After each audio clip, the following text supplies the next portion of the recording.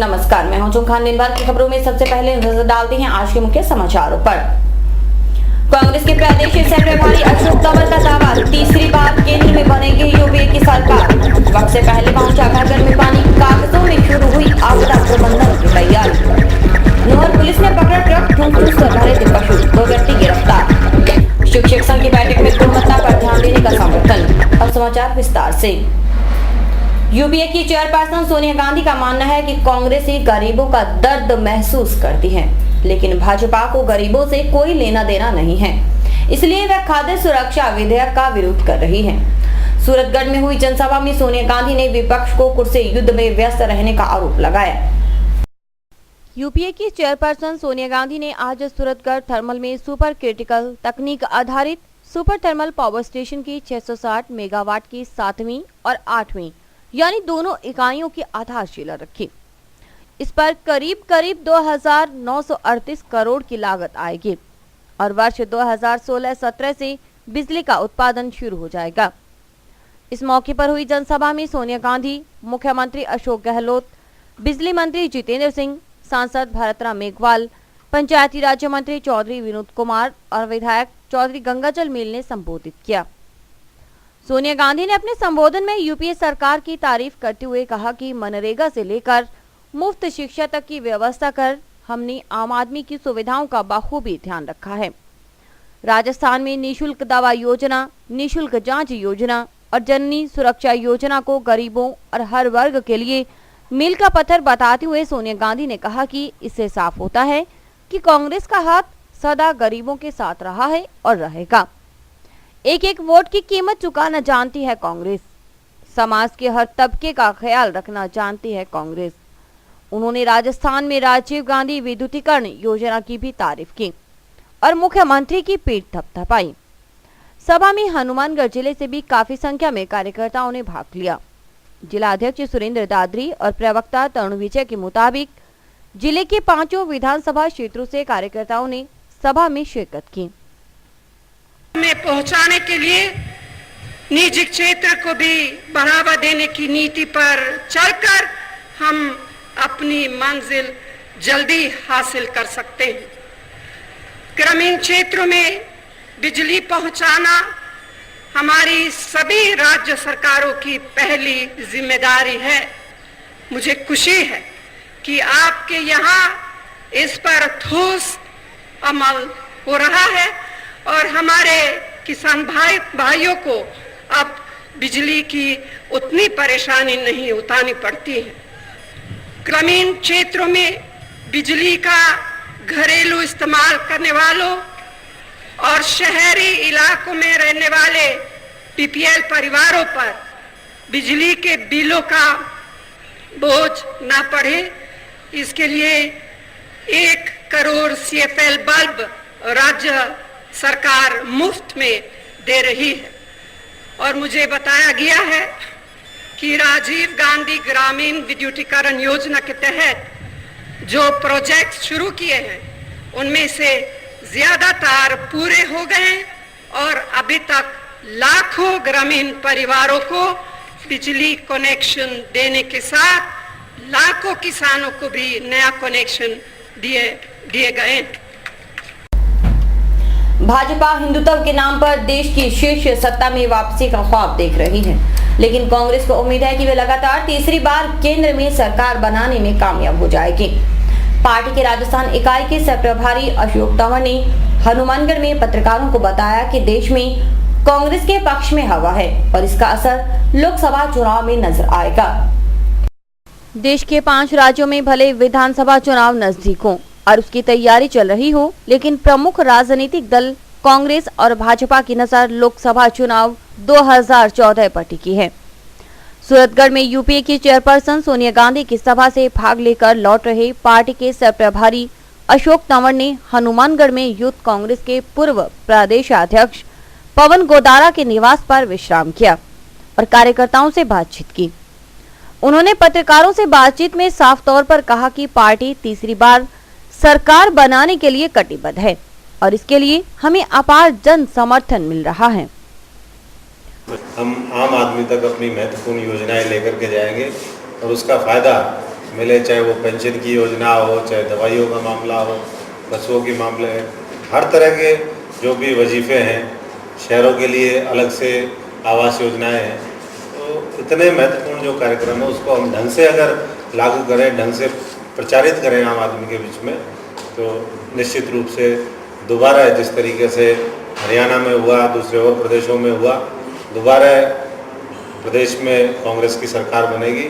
और तीसरी बार हम कई बार कहते हैं, पत्रकार भी कई बार पूछते हैं आगे क्या होगा लोकसभा में, तो हम तो कहते हैं कि ये सिंपल सा मैथमेटिक्स है चौधरी साहब, MP साहब, कि यूपीए की पहली सरकार बनी, यूपीए की दूसरी सरकार बनी, 1 + 2 सीधा यूपीए 3 बनेगी। और आज एक मजबूत ये जो सोनिया जी का प्रोग्राम रहा, उससे मैं समझता हूँ कि उस तरफ और हमारे कदम उठे हैं। हम सब लोग एकजुटता के साथ जो भी प्रोग्राम आए या जो भी हमारे यहाँ पर महत्वपूर्ण निर्णय लिए गए हैं उसको अच्छी तरीके से जनता के बीच में पहुँचाएं। यूथ कांग्रेस के पूर्व प्रदेशाध्यक्ष पवन गोदारा के निवास पर अशोक तंवर ने कहा कि संगठन में यूथ की अनदेखी नहीं की जा रही। अगर ऐसा होता तो लोकसभा में 14 युवाओं को मौका नहीं मिलता जो आम परिवार के हैं और जिनकी कोई पहचान नहीं थी। उन्होंने कहा कि जिस पार्टी का शीर्ष नेतृत्व युवा के हाथ में है, वहां युवाओं की उपेक्षा कैसे संभव होगी। कांग्रेस पार्टी एकमात्र ऐसी पार्टी है जिसमें आज हमारे जो शीर्ष नेतृत्व है, कोई और पार्टी नहीं आज देश में, चाहे वो भारतीय जनता पार्टी हो, चाहे कोई और हो, औरों का तो खैर कोई मामला ही नहीं है, रीजनल पार्टी हैं, छोटी पार्टियां हैं, जिसका नेतृत्व युवा है। और राहुल जी के आने से पहले भी सोनिया जी ने लगातार कोशिश करी और राहुल जी के आने के बाद उसको गति मिली। आज संसद की बात हो, मेरे जैसे संगठन के जो निकले हुए हैं, जो दूसरे हमारे साथी हैं वो तो हैं, जो संगठन के निकले हुए हैं 10-12 तो MPs हम हैं जो प्योर, जिनकी कोई पॉलिटिकल फैमिली बैकग्राउंड नहीं है, साधारण परिवार के लोग हैं, ग्रामीण पृष्ठभूमि के हैं। और इसी तरीके से आज सैकड़ों की संख्या में हमारे विधानसभाओं में हैं। और मैं समझता हूँ कि पिछली बार भी, क्योंकि मैं यूथ कांग्रेस का अध्यक्ष था उस समय, राहुल जी हमारे प्रभारी थे, 14 टिकटें पिछले चुनाव में मिली थी। और मैं समझता हूँ कि जो राजस्थान के कभी भी चुनावी इतिहास को देखें तो कभी इतनी ज्यादा टिकटें नहीं मिली थी। राज्य की गहलोत सरकार की सराहना करते हुए अशोक तंवर ने कहा कि राजस्थान की भौगोलिक स्थिति भिन्न होने के कारण यहाँ चुनौतियाँ अधिक हैं। ऐसे में मुख्यमंत्री अशोक गहलोत ने जिस तरह योजनाएं लागू की, अपने आप में अनूठे हैं। उन्होंने कहा कि आज उसी का नतीजा है कि कांग्रेस की जनसभाओं में जनता की भीड़ उमड़ आती है। सबसे बड़ा प्रदेश आज राजस्थान पूरे हिंदुस्तान में है, और जहाँ इतनी भिन्नता हो, इतना बड़ा प्रदेश हो, तमाम तरह की चुनौतियाँ हो, उसको एक अच्छे तरीके से ढंग से प्रदेश की सरकार और मुख्यमंत्री जी ने, मैं समझता हूँ कि चलाने का काम किया। और निश्चित रूप से जो हमारी अभी यात्रा जारी है उसके माध्यम से और ज़्यादा माहौल बना। करीबन आधी विधानसभाएं उसमें प्रदेश के मुख्यमंत्री और प्रदेश अध्यक्ष हमारे डॉक्टर चंद्रभान जी ने वो कवर किया, और उसमें भी बहुत बढ़िया माहौल पूरे प्रदेश में बना है। और आज जिस तरीके से पब्लिक मीटिंग रही, चाहे वो सूरतगढ़ की हो, जायल भी अभी सोनिया जी पहुंच चुकी हैं, वहाँ भी ऐतिहासिक मीटिंग है। और ये दोनों कार्यक्रम जनता को एक, मैं समझता हूँ कि बहुत बड़ा बेनिफिट इन दोनों योजनाओं के माध्यम से होगा। पत्रकारों ने जब उनसे पूछा कि तमाम प्रयासों के बावजूद लोकपाल बिल को पारित क्यों नहीं किया जा सका, तो अशोक तंवर ने कहा कि इस मामले में सरकार गंभीर है, सभी दलों से चर्चा कर उसे पारित करवाने का प्रयास जारी है। लोकपाल का मामला है, वो भी एक महत्वपूर्ण वो है, और उसमें भी बार बार सरकार ने कहा है कि हम सहयोग की अपेक्षा करते हैं, इस तरह के कानून आने वाले समय में बने ताकि भ्रष्टाचार के ऊपर अंकुश लगाया जा सके।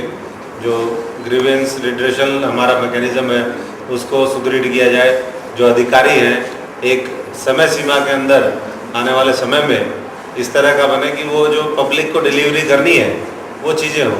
आज कोई इस तरह की हमारे यहाँ प्रोविज़न नहीं है रिटर्न में कि ये चीज़ इस समय में यहाँ जनता के बीच direct cash transfer, direct benefit transfer, वो भी मैं समझता हूँ कि बहुत महत्वपूर्ण प्रदेश में वो शुरू हुई। लैपटॉप के माध्यम से हुई, साइकिल के माध्यम से हुई। प्रदेश में सह प्रभारी के तौर पर उनकी प्राथमिकताएं क्या होंगी? इस सवाल पर अशोक तंवर ने कहा कि वे राजस्थान में घूम घूम कर कार्यकर्ताओं से मिलेंगे और फिर नेतृत्व और कार्यकर्ताओं के बीच कड़ी का काम करेंगे।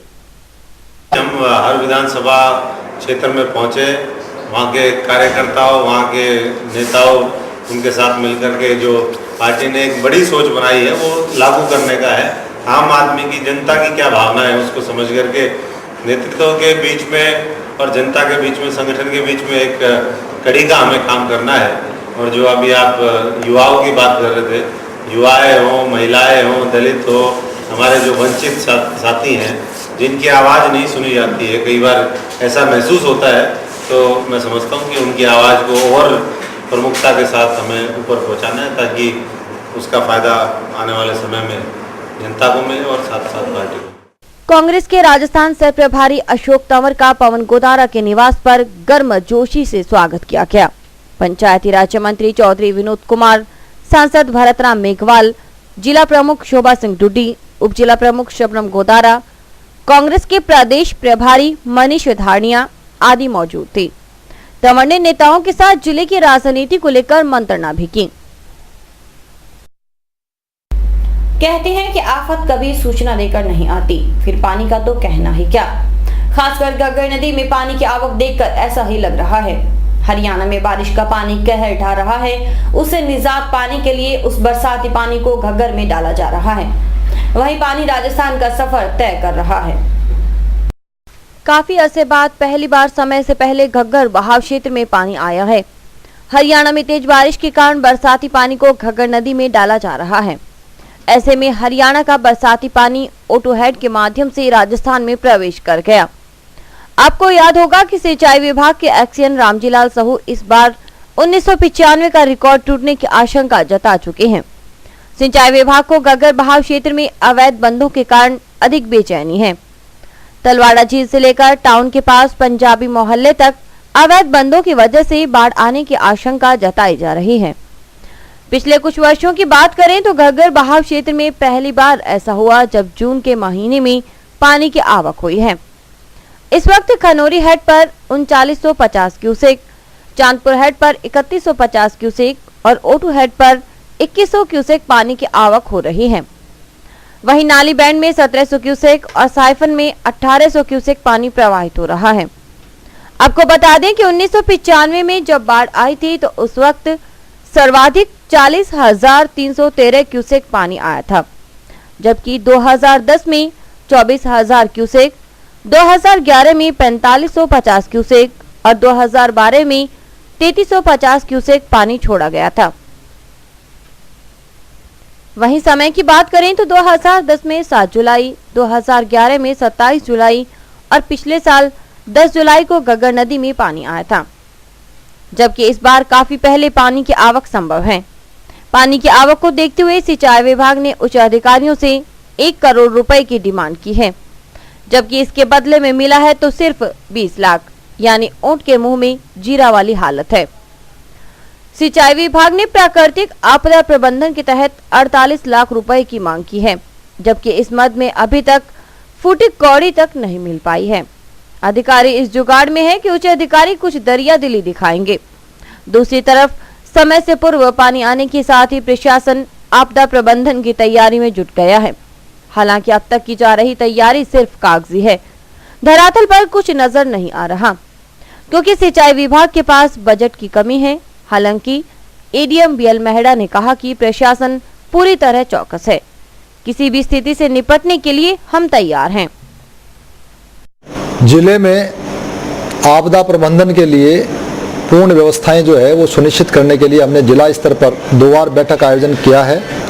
डिस्ट्रिक्ट डिजास्टर मैनेजमेंट अथॉरिटी उसकी बैठक भी आयोजित कर ली गई है और उसमें जो कंसर्न डिपार्टमेंट्स है उनको समुचित निर्देश दिए गए हैं और उनसे हमने अलग अलग जो एक स्ट्रेटेजी उनकी क्या रहेगी निपटने के लिए, उसके लिए कंटिजेंसी प्लान है वो भी मांगा है, कई डिपार्टमेंट से हमें प्राप्त हो गया है और उसके अंदर हमने ये तय किया है कि आपदा से पहले किस तरह से हम व्यवस्था करेंगे कि उसका क्षति जो है वो कम से कम हो और लोगों को कम से कम असुविधा हो।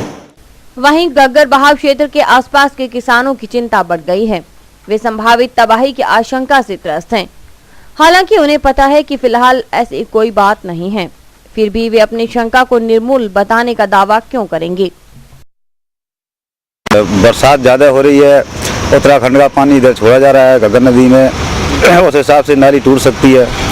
अभी भी पानी फैलाया हुआ है और सरकार ने कोई मतलब निगरानी के लिए अधिकारी नहीं छोड़े हैं, इसलिए किसानों का नुकसान हो सकता है और सरकार कोई मुआवजा देती नहीं है। बाढ़ चाह तो बाढ़ की स्थिति बनी हुई है, जैसे उत्तराखंड में ऐसी गर्म पानी बढ़ती आ रहा है। इस साल सरकार की कोई व्यवस्था नहीं है। हमारे नाली के अंदर खेत फंसे हुए घग्गर के पास, जो ये उजड़ गए तो क्या कैसे गुजारा होगा, क्या होगा। सरकार कोई सुनवाई कर नहीं रही। बहुत कई बार ये चांस हो चुका है।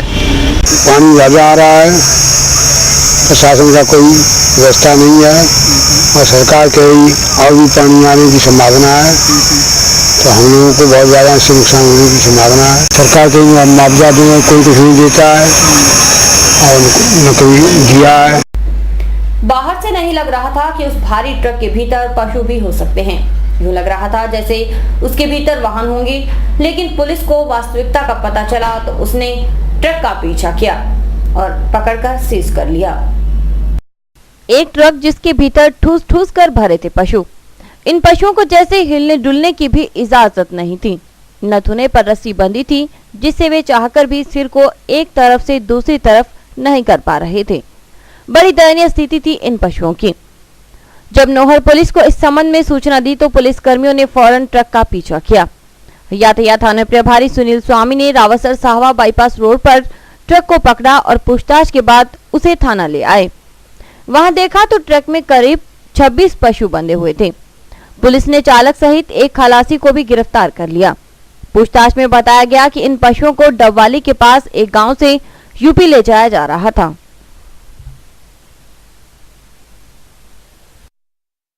मुखी द्वारा सूचना मिली कि वो थाने में फ़ोन आया। थानेदार जी रूबी जी मुझे फ़ोन किया कि ऐसे ऐसे इस नंबर की गाड़ी आ रही है। गाड़ी नंबर पूरे स्पष्ट नहीं थे, लेकिन फिर भी मैं गाड़ी का पीछा करके तो यहाँ ये बाईपास पे जाती हुई दिखी, तो उसमें मैंने वहाँ जाके और ये ना तिरवा गाड़ी को रोक के पूछा तो उसने बताया कि इसमें परचून है।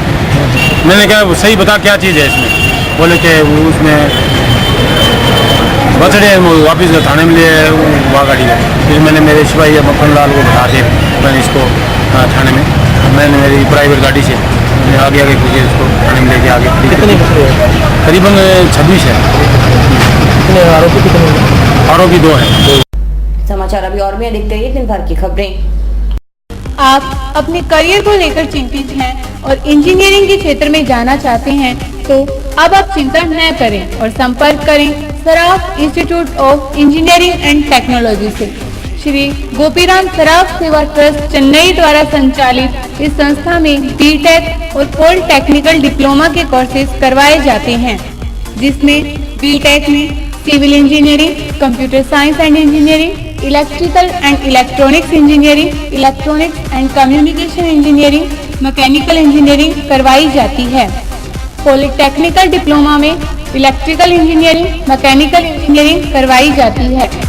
इसके अलावा महाविद्यालय में आधुनिक कंप्यूटर लैब, साइंस लैब, विशाल लाइब्रेरी, इंडोर आउटडोर खेल सुविधा, लड़के व लड़कियों के लिए अलग अलग छात्रावास सुविधा, कैंटीन सुविधा, विशाल खेल के मैदान आदि सुविधाएं हैं। तो संपर्क करें Saraf institute of engineering and technology, TB road extension, Gursar road, Hanumangarh town. Baby happy modern PG college, a brand for quality education द्वारा स्टूडेंट्स के करियर को ध्यान में रखते हुए विभिन्न प्रकार के कोर्सेज करवाए जाते हैं, जैसे MSc, MA, BCA, BBA, BSc, BCom, BA. College में वेल क्वालिफाइड लेक्चरर्स की कड़ी मेहनत से लगातार 3 वर्षों से स्टूडेंट्स ने महाराजा गंगा सिंह विश्वविद्यालय की मेरिट लिस्ट में अपना नाम लाकर शिक्षा के क्षेत्र में एक नया रिकॉर्ड कायम किया। हाय, आई एम नूरजहां, मैं बीबीए की स्टूडेंट हूँ। मैंने बीबीए फर्स्ट ईयर में यूनिवर्सिटी में 3rd रैंक प्राप्त किया था। इसका सारा श्रेय मैं अपने मैनेजमेंट और स्टाफ को देना चाहूँगी, जिन्होंने यहाँ पर मुझे इतनी अच्छी फैसिलिटीज़ प्रोवाइड करवाई। Simranjeet Kaur, first year. I scored 80% marks, and for this I would like to thank for Baby Happy Modern PG College. The environment of this college is very learning, and I have learned a lot of during these 2 years. College में corporate world की आवश्यकताओं को ध्यान में रखते हुए समय समय पर करियर गाइडेंस सेमिनार्स और वोकेशनल कोर्सेज आयोजित किए जाते हैं। महाविद्यालय में library, labs, wifi, playground, canteen, transport आदि फैसिलिटीज प्रोवाइड की जाती है। संस्था का उद्देश्य स्टूडेंट्स को एकेडमिक्स के साथ साथ एक्स्ट्रा करिकुलम एक्टिविटीज जैसे कल्चरल, स्पोर्ट्स आदि में संपन्न बनाना है। हमारे यहाँ पर आपको आकर्षक कीमतों पर 32 इंच LED, LCD टीवी उपलब्ध हैं। डीजी वर्ल्ड के शोरूम पर आपको आकर्षक brand Videocon, Sansui, Kelvinator, Electrolab, Philips, Panasonic, Kenstar आदि के होम अप्लायंसेस मिलेंगे। यहाँ पर LED, LCD TV, AC, refrigerator, washing machine, microwave, water heater आदि इलेक्ट्रॉनिक सामान आकर्षक कीमतों पर एक ही छत के नीचे मिलेंगे। मैं Deepak Bansal radio corporation, Bansal electro power, DG world Hanumangarh. हमने ये कामना की थी कि हम वर्ल्ड कप जीतेंगे, वो वर्ल्ड कप हम जीत चुके हैं।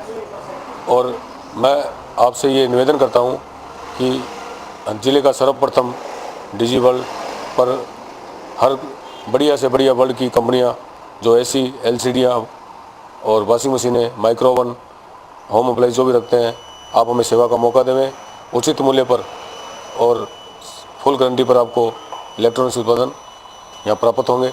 जय हिंद, वंदे मातरम। संपर्क करें DG world, town junction road, Vijay cinema के सामने, हनुमानगढ़ टाउन।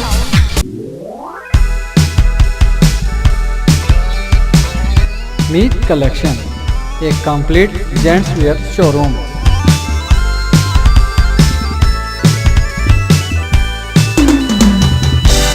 जहां पर आपको जेंट्स वेयर में रेडीमेड गारमेंट्स, इंपोर्टेड शूज, चप्पल आदि की भरपूर वैरायटी मिलेगी। वैरायटी ऐसी जो आपको देखते ही मन भा जाए, रेट ऐसे जो आपको पसंद आ जाए। यदि आप कम कीमत में अच्छी वैरायटी खरीदना चाहते हैं तो तुरंत संपर्क करें। हमारा पता है मीत कलेक्शन, खोसा कॉम्प्लेक्स, नज़दीक श्री राम मार्केट, हनुमानगढ़ जंक्शन।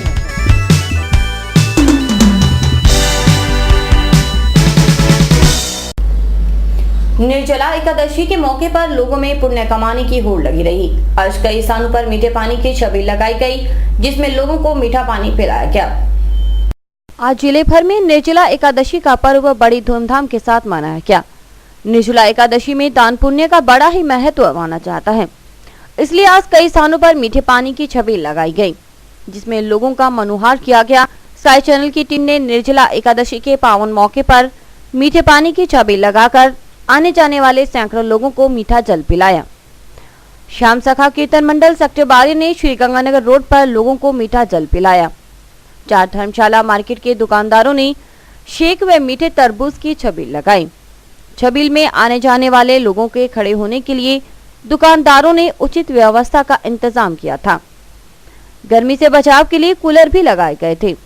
इसके अलावा किराना भवन टाउन के व्यापारियों, बालाजी जीपकार यूनियन, चूना फाटक व शिवालिक पब्लिक स्कूल ने नई धान मंडी में मीठे पानी की छबील लगाकर लोगों का मनोहार कर पुण्य कमाया।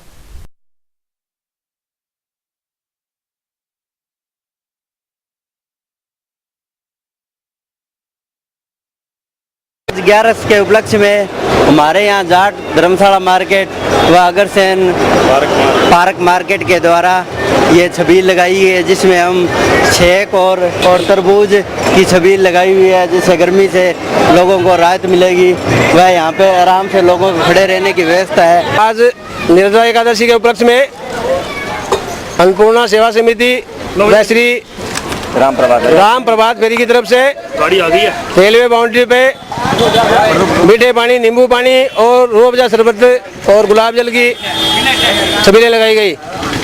उसमें सभी संस्था के सदस्यों ने अपना अपना सहयोग दिया। राजस्थान शिक्षक संघ शेखावत की उप शाखाओं के अध्यक्षों और मंत्रियों की संयुक्त बैठक दुर्गा मंदिर धर्मशाला में हुई। बैठक में आगामी शैक्षणिक स्तर में सदस्यों की संख्या बढ़ाने व शिक्षा के गिरते स्तर को ऊंचा उठाने के लिए किए जाने वाले प्रयासों पर चर्चा की गई। कलेक्टर पीसी किशन की मंशा के अनुरूप सरकारी स्कूलों में कम से कम 10 बच्चे मेरिट में आने चाहिए। कलेक्टर के इस निर्देश को राजस्थान शिक्षक संघ शेखावत ने गंभीरता पूर्वक लिया है। आज तुर्का मंदिर धर्मशाला में राजस्थान शिक्षा संघ के उप शाखाओं के अध्यक्ष मंत्रियों की संयुक्त बैठक हुई। बैठक का मुख्य एजेंडा आगामी शैक्षणिक स्तर में सदस्यों की संख्या को बढ़ाने व शिक्षा के संगठनात्मक ढांचे को मजबूत करने के लिए विचार विमर्श किए गए। राजस्थान शिक्षक संघ शेखावत की जिला कार्यकारिणी सदस्य हरलाल ढाका ने बताया कि खाटू श्याम में राज्य स्तर की 2 दिवसीय कार्यशाला हुई, जिसमें प्रदेश स्तरीय नेतृत्व दिशा निर्देश मिले, जिसके अनुरूप हनुमानगढ़ जिले में शैक्षणिक ढांचे को मजबूत करने का कार्य किया जाएगा। आज हनुमानगढ़ पहुंचे नवनिर्वाचित माध्यमिक व प्राइमरी जिला शिक्षा अधिकारी से मिलकर शैक्षणिक कमजोरियों को दूर करने के लिए वार्तालाप किया गया।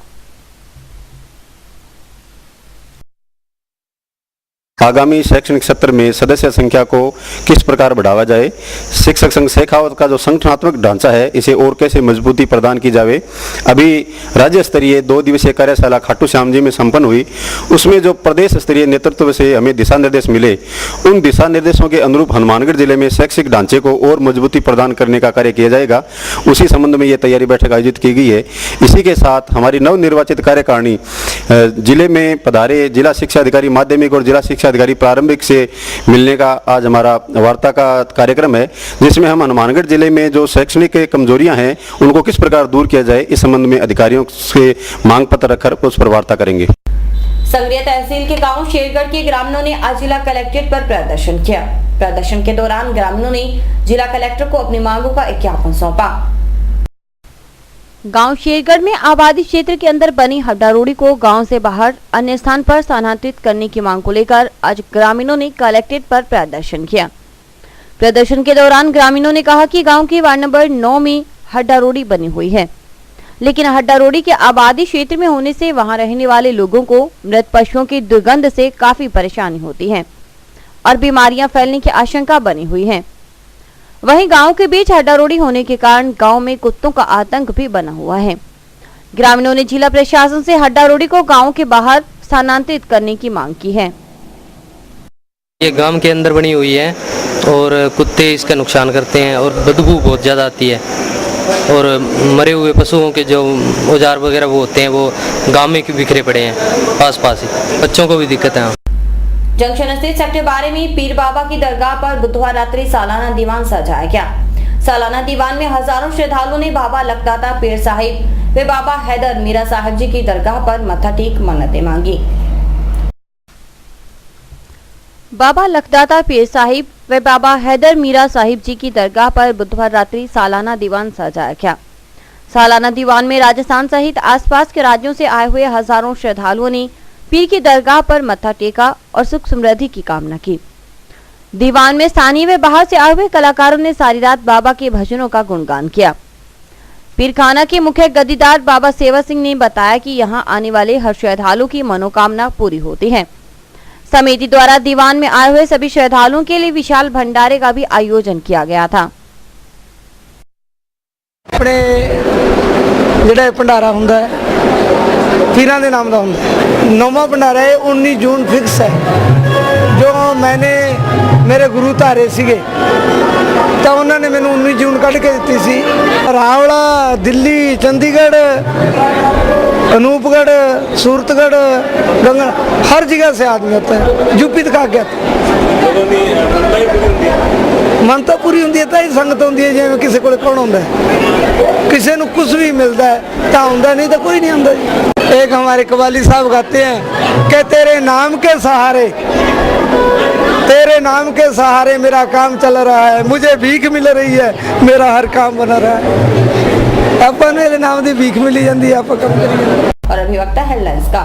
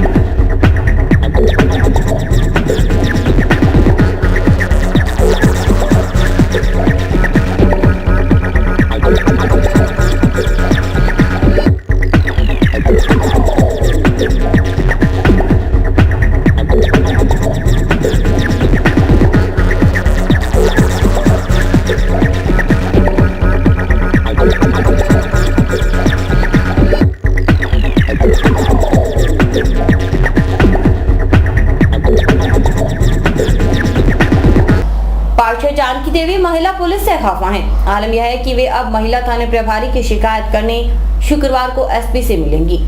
अपने निवास पर हुई बैठक में उन्होंने यह फैसला किया। भाजपा महिला मोर्चा कार्यकर्ताओं की बैठक आज भट्टा कॉलोनी में हुई। पार्षद जानकी देवी, सुमित्रा देवी और पुष्पा देवी आदि ने भाग लिया। उन्होंने कहा कि एक लड़की लापता है। इस बारे में महिला पुलिस थाना में मुकदमा दर्ज है, लेकिन कार्रवाई नहीं हो रही। जब महिला थाना प्रभारी से मिलते हैं तो वह दुर्व्यवहार करने से नहीं चूकती।